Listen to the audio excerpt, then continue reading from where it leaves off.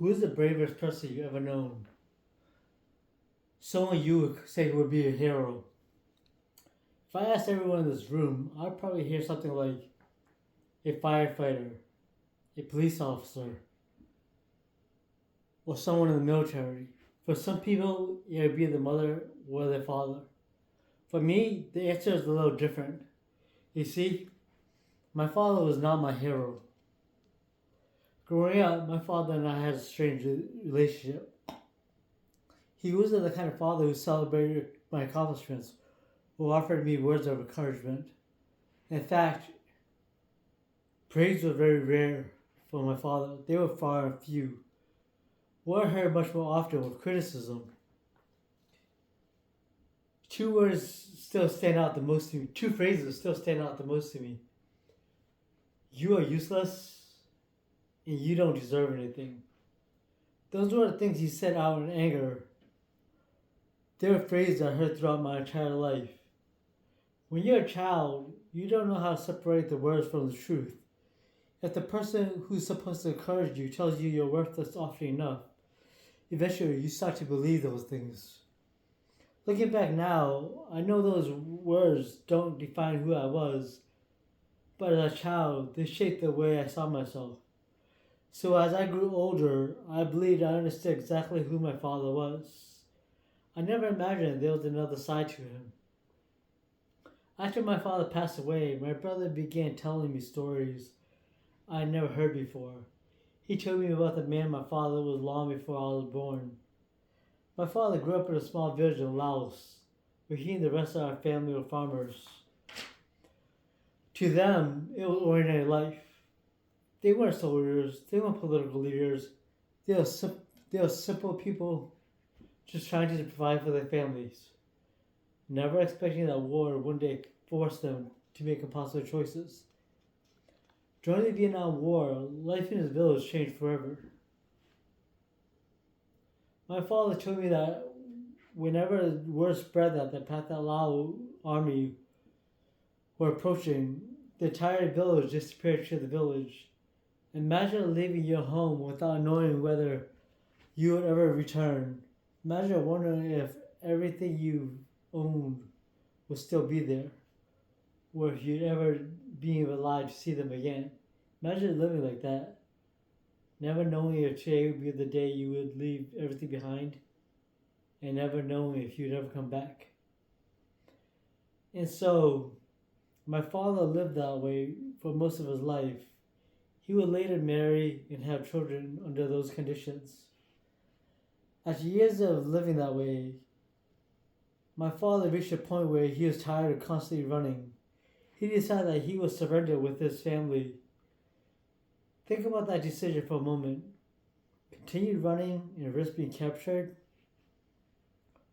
or surrender and hope mercy would follow. Neither choice guarantees survival. Sometimes we imagine courage as charging into danger without fear, but I don't think that's what courage looks like. I think courage is making the best decision you can with whatever option is in front of you. What happened next surprised me more than anything.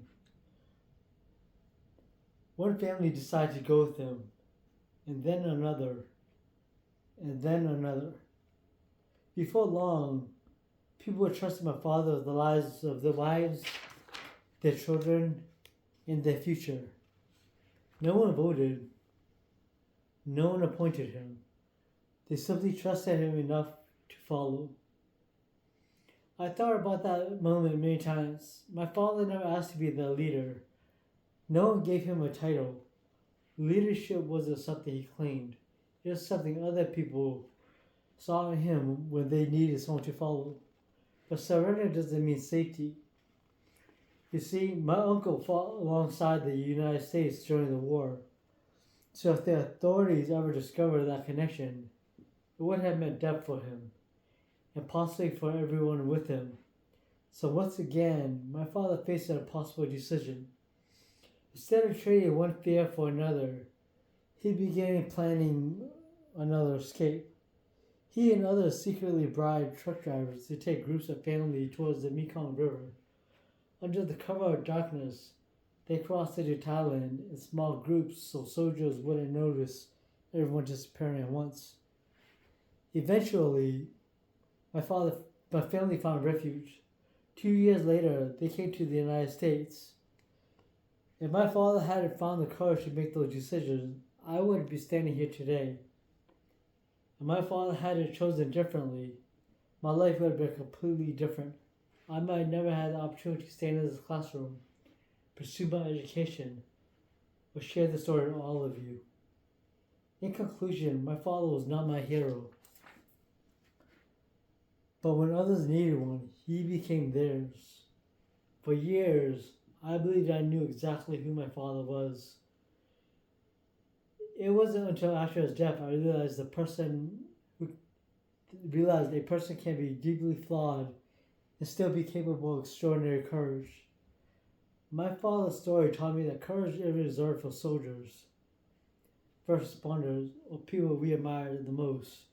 Sometimes courage is found in ordinary people who have faced extraordinary circumstances. None of us knows what challenges life will place in front of us. It may never be a war.